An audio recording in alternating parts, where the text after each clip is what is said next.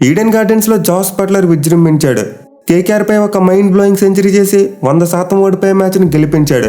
అసలు ఈ మ్యాచ్లో ఆర్ఆర్ పని అయిపోయింది, ఇంకేం గెలుస్తారులే అనుకున్న టైంలో బట్లర్ కొట్టాడు, మామూలుగా కొట్టలేదు. అప్పటి వరకు తుఫానుకు ముందు ప్రశాంతతలో ఉన్న అతను డెత్ ఓవర్స్లో మాత్రం విరుచుకుపడ్డాడు. ఆర్ఆర్ టీం మ్యాచ్ గెలవాలంటే 36 బంతుల్లో 96 పరుగులు చేయాలి. బట్ ఆ టీం చూసుకుంటే అప్పటికే 6 వికెట్లు కోల్పోయింది.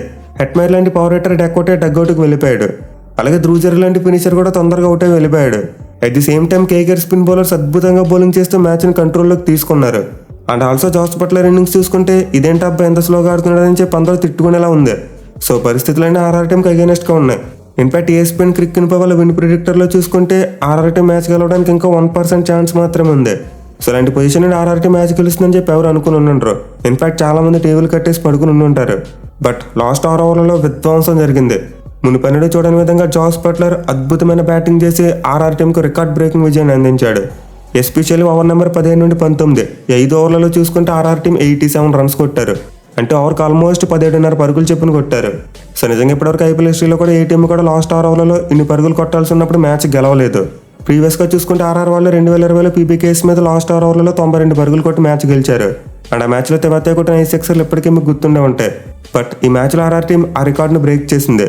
లాస్ట్ 6 ఓవర్స్లో 96 పరుగులను సక్సెస్ఫుల్గా చేసి తమ ఓన్ రికార్డును వాళ్ళే బెటర్ చేసుకున్నారు. అలాగే ఇప్పటివరకు ఐపీఎల్ హిస్టరీలో చూసుకుంటే బిగ్గెస్ట్ రన్ చేసి కూడా వాళ్ళ పేరు మీద ఉంది.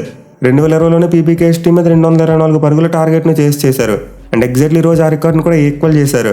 ఈ మ్యాచ్లో కూడా కేకేఆర్ టీం సెట్ చేసిన 224 రన్స్ టార్గెట్ను చేసి ఒక మైండ్ బ్లోయింగ్ విక్టరీ కొట్టారు. సో నిజంగా రన్ చేసి అయితే ఐపీఎల్ హిస్టరీలో one of the greatest run chases. అసలు ఎక్కడ ఉండాల్సిన మ్యాచ్ ఎలా టర్న్ అయింది. మెయిన్లీ బట్లర్ చూసుకుంటే ఫస్ట్ 36 బంతులు 50 పరుగులు మాత్రమే చేశాడు. దీంతో ఆ టైంలో సోషల్ మీడియాలో అతనిపై కొన్ని విమర్శలు వచ్చాయి.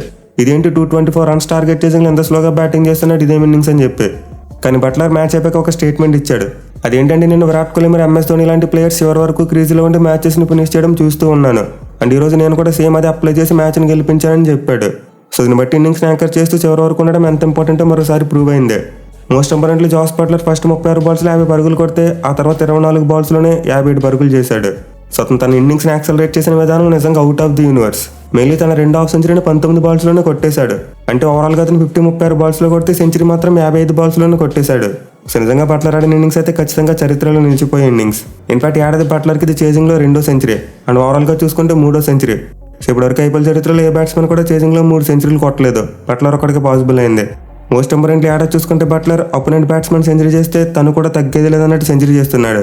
సో మన ఆర్సీబీ మీద కోహ్లీ సెంచరీ చేసినప్పుడు బట్లర్ కూడా సెంచరీ చేసి మ్యాచ్ని గెలిపించాడు. అండ్ ఈ మ్యాచ్లో సునీల్ నారాయణ సెంచరీ చేసినా దాన్ని ఓవర్ షాడో చేస్తూ మరోసారి బట్లర్ సెంచరీతో తన టీంను గెలిపించాడు. సో నిజంగా బట్లర్ అయితే ఒక ట్రూ ఛాంపియన్ ప్లేయర్. ఇక మ్యాచ్లో అయితే కేకేఆర్ టీం టాస్ ఓడిపోయి ముందుగా బ్యాటింగ్ వచ్చారు. అండ్ వాళ్ళకి స్టార్ట్ చూసుకుంటే కొంతవరకు షేకీగా వచ్చింది. మెయిన్ ఇనిషియల్గా ట్రెంట్ బోల్ట్ అద్భుతంగా బౌలింగ్ చేశాడు. ఇన్ఫాక్ట్ తనకి ఫస్ట్ ఓవర్లోనే వికెట్ వచ్చి ఉండాలి, బట్ రియాన్ పరాగ్ ఒక క్యాచ్ని మిస్ చేశాడు. అయితే ఆవేష్ ఖాన్ ఒక అద్భుతమైన కాటన్ బాల్తో ఫిల్ సాల్ట్ను అవుట్ చేశాడు. సో సాల్ట్ అవుట్ అయ్యే టైంకి కేకేఆర్ టీం 3.3 ఓవర్స్లో 21 పరుగులు మాత్రమే చేశారు. అంటే రన్ బాల్ కొడుతున్నారు. కానీ తర్వాత అండర్ 19 కూడా రఘువంశీ వచ్చి మూమెంటం మొత్తం మార్చేశాడు. 18 బంతుల్లో 30 పరుగులు చేశాడు. అలాగే సునీల్ నారాయణ చూసుకున్న స్టార్టింగ్లో స్లోగానే అన్నప్పటికీ ఆ తర్వాత అతను కూడా ఫైర్ అయిపోయాడు. నిజంగా మైండ్ బ్లోయింగ్ పవర్ హిట్టింగ్తో ఆర్ఆర్ బౌలర్స్ని వణికించాడు. ఎస్పెషల్లీ స్పిన్నర్స్ని అయితే ఈ మ్యాచ్లో ఉత్తి కారేశారు. అబ్బా చాలా మరి అశ్విన్ పొటెన్షియల్ గురించి మనందరికీ తెలుసు. బట్ ఈ మ్యాచ్లో వీళ్ళిద్దరు కలిపి 100 కంటే ఎక్కువ రన్స్ ఇచ్చారు. సో స్టార్టింగ్లో ఆవేష్ ఖాన్ వికెట్ తప్పిస్తే ఇంకా ఆర్ఆర్ టీంకి ఏం పాజిటివ్ లేదు. మొత్తం కేకేఆర్ బ్యాట్స్మెన్ వాళ్ళ బౌలర్స్ని ఉతికారేశారు. ఎస్పెషల్లీ మిడిల్ ఓవర్స్లో చూసుకుంటే చాలా రన్స్ వచ్చాయి. సునీల్ నారాయణ నుంచి 6లు కొట్టాడు. సో అతనైతే ఈ మ్యాచ్లో 49 బంతుల్లో తన కెరియర్లో మొదటి సెంచరీ కొట్టాడు. మిగిలిన అతను సెంచరీ కొట్టింది అల్లాటప్ప బౌలింగ్ లైనప్ మీద కాదు, చాలా మంచి క్వాలిటీ ఉన్న బౌలింగ్ లైనప్ మీద. ఎస్పెషల్లీ ముందు చెప్పుకున్నట్టు చాలా మరి అశ్విన్ మంచి ఫామ్లో ఉన్న ప్లేయర్స్. బట్ వీళ్ళిద్దరిని నారాయణ ఏదో మార్నింగ్ జాగింగ్కి వెళ్ళినంత ఈజీగా కొట్టాడు. సో ఫస్ట్ ఏడాది నారాయణ ఓపెనర్గా పంపడం అనే మూవ్ కేకేఆర్ టీంకి అద్భుతంగా వర్కౌట్ అవుతుంది. అసలు ఈ సీజన్ స్టార్ట్ కాకముందు అతను ఆరెంజ్ క్యాప్ రేస్లో ఉంటాడని చెప్పి ఎవరు ఎక్స్పెక్ట్ చేయలేదు. బట్ ఇప్పుడు సునీల్ నారాయణ చూసుకుంటే అటు ఆరెంజ్ క్యాప్ రేస్లో ఉన్నాడు, ఇటు పర్పుల్ క్యాప్ రేస్లో కూడా ఉన్నాడు. మెయిన్ మునుపట్ల క్యామ్ ఇన్నింగ్స్లు కాకుండా ఏడాది అయితే పెద్ద ఇన్నింగ్స్లు ఆడుతున్నాడు. సో డెఫినెట్లీ నారాయణ మరోసారి ఓపెనర్గా పంపడంలో గౌతమ్ గంభీర్కు చాలా క్రెడిట్ ఇవ్వాలి. అతను రాకముందు కేకేఆర్ టీం ఓపెనింగ్ కాంబినేషన్తో చాలా స్ట్రగుల్ అయ్యేది. గత 4 సంవత్సరాలు చూసుకుంటే వాళ్ళకి సరైన ఓపెనింగ్ కాంబినేషన్ లేదు. బట్ ఏడాది గంభీర్ తిరిగి వచ్చాడు, వాళ్ళకి ఒక అద్భుతమైన ఓపెనింగ్ కాంబినేషన్ సెట్ చేసి పెట్టాడు. సో నారాయణ అయితే ఓవరాల్గా 56 బంతుల్లో 109 పరుగులు చేశాడు. అండ్ అతని ఇన్నింగ్స్లో 13 4లతో పాటు 6 సిక్సర్లు ఉన్నాయి. ఇంకా అతని తోడు ముందు చెప్పుకున్నట్టు రఘువంశీ చాలా మంచి సపోర్ట్ ఇచ్చాడు. ఎస్పెషల్లీ వీళ్ళిద్దరు కలిసి కేకేఆర్ ఇన్నింగ్స్కి ఆ మూమెంటం తీసుకొచ్చారు. అలాగే చివరిలో చూసుకున్న రింకు సింగ్ 9 బంతులు 20 పరుగులు చేశాడు. సో కేకేఆర్ టీం అయితే సునీల్ నారాయణ సెంచరీ మరియు చిన్న క్యామ్ ఇన్నింగ్స్ వల్ల భారీ స్కోర్ కొట్టారు. బట్ స్టిల్ వాళ్ళ ఇన్నింగ్స్లో లాస్ట్ 4 ఓవర్స్లో చూసుకుంటే ఎక్కువ రన్స్ రాలేదు. ఆవేష్ ఖాన్ మరియు ట్రెంట్ బోల్ట్ డెత్ ఓవర్స్లో అద్భుతమైన బౌలింగ్ చేశారు. దీంతో ఆర్ఆర్ వాళ్ళు కేవలం లాస్ట్ 4 ఓవర్లలో 39 పరుగులు మాత్రమే ఇచ్చి 3 వికెట్లు తీసుకున్నారు. సో కనుక టైంలో సునీల్ నారాయణ మరియు రసెల్ బ్యాటింగ్ చేస్తున్నప్పుడు వాళ్ళు ఈజీగా 240 వరకు కొడతారేమో అనిపించింది. బట్ చివరిలో వరుసగా వికెట్లు కోల్పోవడం, అలాగే రింకు సింగ్ ఎక్కువ స్ట్రైక్ రాకపోవడం వల్ల ఆ టీం ఒక 15 రన్స్ షార్ట్గా కొట్టారని చెప్పుకోవాలి. సో ఆర్ఆర్ బౌలర్స్లో ఈ మ్యాచ్లో స్పిన్నర్స్ అయితే డమాల్ ఎదురు కలిసి 8 ఓవర్స్లో 103 పరుగులు ఇచ్చారు. బట్ పేసర్స్ విషయానికి వస్తే చాలా మంచిగా బౌలింగ్ చేశారు. ఎస్పెషల్లీ ట్రెంట్ బోల్ట్ మరియు ఆవేష్ ఖాన్ వీళ్ళిద్దరూ బిలో 9 ఎకానమీతో బౌలింగ్ చేశారు. బోల్ట్ అయితే నిజంగా డెత్ ఓవర్స్లో అలాంటి ఓవర్ వేస్తాడని చెప్పి ఎక్స్పెక్ట్ చేయలేదు. ఒక బ్రిలియంట్ ఇన్ సింగింగ్ వర్కర్తో సెంచరీ చేసిన నారాయణ క్లీన్ బౌల్ చేశాడు. అలాగే ఆవేష్ ఖాన్ చూసుకుని నిజంగా చాలా మంచి బౌలింగ్ చేశాడు. 4 ఓవర్స్లో 35 రన్స్ మాత్రమే ఇచ్చి 2 వికెట్స్ తీసుకున్నాడు. ఇన్ఫాక్ట్ అతను వేసిన ఫస్ట్ 3 ఓవర్స్లో చాలా తక్కువ రన్స్ వచ్చాయి. ఆ చివరి ఓవర్లోనే కొంతవరకు రన్స్ కొట్టారు. సో కేకేఆర్ బ్యాటింగ్లో చేసిన మిస్టేక్ ఏంటంటే రింకు సింగ్ని బాగా లేట్గా పంపుతున్నారు.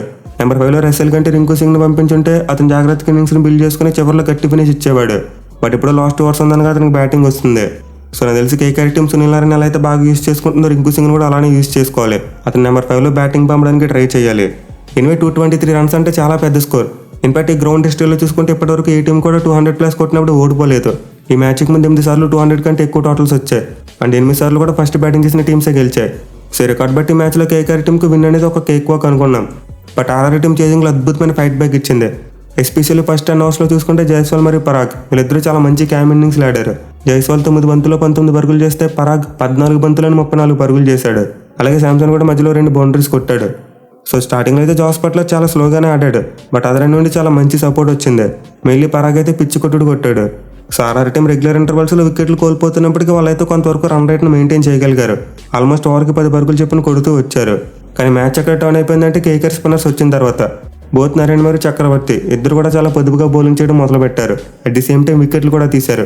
ఎస్పెషల్లీ చక్రవర్తి 13 ఓవర్లో ఫస్ట్ 2 బాల్స్కు 2 వికెట్లు తీశాడు. అండ్ వీటిలో హెట్మర్ గోల్డెన్ డక్అవుట్ కూడా ఉంది. సో హెట్మర్ వికెట్ పడేసరికి ఆర్ఆర్ టీం 12.2 ఓవర్స్లో 121 పరుగులు చేసి 6 వికెట్లు కోల్పోయారు. అండ్ ఈ టైంలో KKR team all over the moon. వాళ్ళు మరొక వికెట్ తీస్తే ఈజీగా మ్యాచ్ గెలిచేస్తారు. బట్ ఎగ్జాక్ట్ ఇలాంటి టైంలోనే జాస్ బట్లర్ తుఫాన్ మొదలైంది. అతను రోమన్ పౌల్తో కలిసి కేకేఆర్ బౌలర్స్కు చుక్కలు చూపించాడు. ఇన్ఫాక్ట్ పౌల్ కూడా చాలా మంచి ఇన్నింగ్స్ ఆడాడు. 13 బంతులు 26 పరుగులు చేశాడు. మెయిన్లీ సునీల్ నారాయణ వేసిన 17 ఓవర్లో హ్యాట్రిక్ 6లు కొట్టాడు. సో ఆర్ఆర్ టీం అయితే 15 ఓవర్ నుండి మొదలు పెట్టుకుని ఆల్మోస్ట్ ప్రతి ఓవర్లో కూడా 15 కంటే ఎక్కువ రన్స్ కొట్టారు. మెయిన్లీ జాస్ బట్లర్ పౌల్ అవుట్ అయిపోయిన తర్వాత కూడా తన జోరుని ఎక్కడా తగ్గించలేదు. సో నిజంగా బట్లర్ అయితే ఈ మ్యాచ్లో తన హార్ట్ అండ్ సోల్ పెట్టి ఆడేశాడు. చివరిలో అయితే అసలు పరిగెత్తడానికి కూడా ఓపిక లేదు. తను మెంటల్గా గేమ్ ఆడుతున్నప్పటికీ ఫిజికల్గా మాత్రం బాడీ సపోర్ట్ చేయట్లేదు. సో లాస్ట్ ఓవర్లో అయితే మనం చాలా వరకు హై డ్రామా చూసాం. ఫస్ట్ బాల్కి 6 వెళ్ళిన తర్వాత వరుసగా 3 డాట్ బాల్స్ పడ్డాయి. ఎందుకంటే బట్లర్ ఒక పెద్ద షాట్ ఆడదామంటే అవుట్ అయిపోతే మ్యాచ్ పోద్ది. కొన్ని సింగిల్ తీసి అదర్ ఎండ్లో బ్యాట్స్మెన్కి స్ట్రైక్ ఇద్దామంటే 2 వికెట్లు మాత్రమే చేతిలో ఉన్నాయి. సో బట్లర్ పొజిషన్ అయితే టైంలో చాలా వరకు ముందు గొయ్యి వెనక్కి నొయ్యి అన్నట్టుంది. కానీ అతనైతే చాలా మెచ్యూరిటీగా ఆలోచించి 5వ బాల్కి డబుల్ వచ్చినప్పుడు మాత్రమే రన్స్ తీశాడు. అలాగే లాస్ట్ బాల్ కూడా ఏదో పెద్ద షాట్కి వెళ్లకుండా సింగిల్ తీసి మ్యాచ్ గెలిపించాడు. అలాగే లాస్ట్ బాల్ కూడా ఏదో పెద్ద షాట్కి వెళ్లకుండా సింగిల్ తీసి మ్యాచ్ గెలిపించాడు. సో ఈ విషయంలో అయితే జాస్ బట్లర్ను చూసి యంగ్స్టర్స్ చాలా నేర్చుకోవచ్చు. కావాలనుకుంటే జాస్ బట్లర్ ఒక పెద్ద షాట్ కొట్టి మ్యాచ్ని ఫినిష్ చేసి ఉండొచ్చు. బట్ అది రిస్క్తో కూడుకున్న విషయం. ఆ టైంలో అతను అవుట్ అయిపోతే ఇంకొక వికెట్ మాత్రమే ఉంటుంది. దాని ఈజీలో ఆర్ఆర్ టీం మ్యాచ్ ఓడిపోవచ్చు. సో మన మ్యాచ్ని 6 కొట్టి ఫినిష్ చేసామా 4 కొట్టి ఫినిష్ చేసామా అనేది ముఖ్యం కాదు. ఎండ్ ఆఫ్ ది డే మ్యాచ్ని గెలిపించామా లేదన్నది ముఖ్యం. అండ్ ఎగ్జాక్ట్లీ జాస్ బట్లర్ తన ప్రెజెన్స్ ఆఫ్ మైండ్ ఉపయోగించి అద్భుతంగా గేమ్ను ఫినిష్ చేశాడు. ఇక కేకేఆర్ బౌలింగ్ విషయానికి వస్తే స్పిన్నర్స్ ఇద్దరు చాలా బాగా బౌలింగ్ చేశారు. ఇంత పెద్ద రన్ చేతిలో కూడా వాళ్ళిద్దరూ బిలో 9 ఎకానమీతో బౌలింగ్ చేశారు. ఎస్పెషల్లీ సునీల్ నారాయణ 4 ఓవర్స్లో 30 రన్స్ మాత్రమే ఇచ్చి 2 వికెట్స్ తీసుకున్నాడు. సో ఈ మ్యాచ్లో అయితే సునీల్ నారాయణ కంప్లీట్లీ ఆల్రౌండ్స్ చూపించాడు. బ్యాటింగ్లో సెంచరీ చేశాడు, బౌలింగ్లో 2 ఇంపార్టెంట్ వికెట్స్ తీసుకున్నాడు. అలాగే అందరికంటే తక్కువ ఎకానమీతో బౌలింగ్ చేశాడు. బట్ స్టిల్ బట్లర్ సెంచరీ ముందు అతని పెర్ఫార్మెన్స్ సరిపోలేదు. సో నిజంగా సునీల్ నారాయణ విషయంలో అయితే నాకు చాలా బాధేసింది. అతను ఆల్మోస్ట్ 20 చేత్తో కేకేఆర్ టీంని గెలిపించినంత పని చేశాడు. బట్ చివరిలో బట్లర్ ఆ గెలుపు లాగేసుకున్నాడు. ఇక అతనితో పాటు చక్రవర్తి కూడా 4 ఓవర్స్లో 36 రన్స్ మాత్రమే ఇచ్చి 2 వికెట్స్ తీసుకున్నాడు. అయితే వీళ్ళిద్దరికి నెగిటివ్ పాయింట్ ఏంటంటే స్టార్టింగ్లో బాగా బౌలింగ్ చేశారు. వాళ్ళ కోటాలో ఫస్ట్ 2 నుంచి 3 ఓవర్లు బాగా బౌలింగ్ చేశారు. బట్ లాస్ట్ ఓవర్లో ఎక్కువ రన్స్ ఇచ్చేశారు. ఎస్పెషల్లీ నారాయణ హ్యాట్రిక్ 6లు సమర్పించడం గేమ్కి పెద్ద టర్నింగ్ పాయింట్. అలాగే చక్రవర్తి చూసుకున్న డెత్ ఓవర్స్లో చాలా రన్స్ ఇచ్చాడు. బట్ వీళ్ళని అనేకంటే మనం పేస్ బౌలర్స్ అనాలి. ఎస్పెషల్లీ మిచెల్ స్టార్క్ మరోసారి 24 కోట్ల బౌలర్ కేకేఆర్ టీంకి పెద్ద కన్నం పెట్టాడు. మెయిన్లీ తను వేసిన 18 ఓవర్లో 6 ఎక్స్ట్రా రన్స్ వచ్చాయి. సో కేకేఆర్ బౌలర్స్ అయితే డెత్ ఓవర్స్లో చాలా పూర్ బౌలింగ్ చేశారు. మ్యాచ్ ఇంకా మన చేతిలోకి వచ్చేసింది అనుకున్నారు, ఏంటో తెలియదు కానీ ఇండిసిప్లిన్తో బౌలింగ్ చేశారు. సో ఈ మ్యాచ్లో కేకేఆర్ టీం ఓడిపోయిందంటే దానికి మెయిన్ రీజన్ పేస్ బౌలర్స్ యొక్క ఫెయిల్యూర్. అలాగే వాళ్ళ ఫీల్డింగ్ కూడా అప్ టు ద మార్క్ లేదు. కీపర్ స్టార్క్ బౌలింగ్లో ఒక వైట్ బాల్ పట్టుకోకపోవడం వల్ల ఎక్స్ట్రా 5 రన్స్ వచ్చాయి. అలాగే వాళ్ళ గ్రౌండ్ ఫీల్డింగ్ అని క్యాచెస్ చూసుకున్నా కొన్ని మిస్ చేశారు.